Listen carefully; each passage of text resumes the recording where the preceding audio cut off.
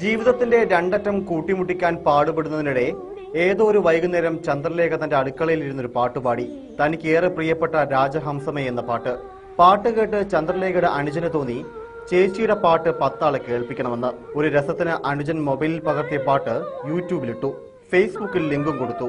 ഒരു ദിവസം കൊണ്ട് തന്നെ ചന്ദ്രലേഖ സോഷ്യൽ സൈറ്റുകളിൽ ചർച്ചാ വിഷയമായി.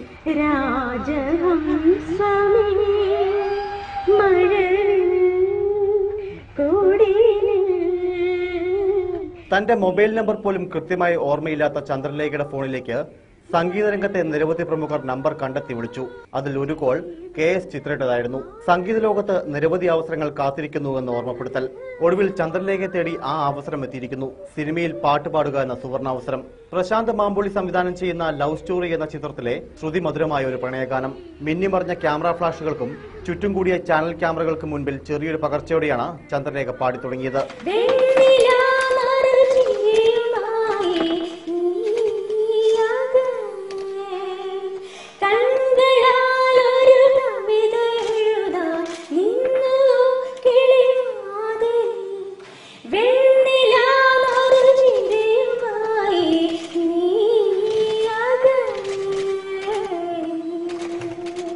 റിപ്പോർട്ടർമാരുടെ തിരിച്ചും മറിച്ചുമുള്ള ചോദ്യങ്ങൾക്ക് ദൈവത്തിനും അനുജനുമുള്ള നന്ദി പറഞ്ഞുകൊണ്ടേയിരുന്നു ചന്ദ്രലേഖ. കാസറ്റ് വീഡിയോ പകർത്തിയിട്ട് എന്റെ അനുജൻ ദർശനോട് ആദ്യം നന്ദി പറയുന്നു.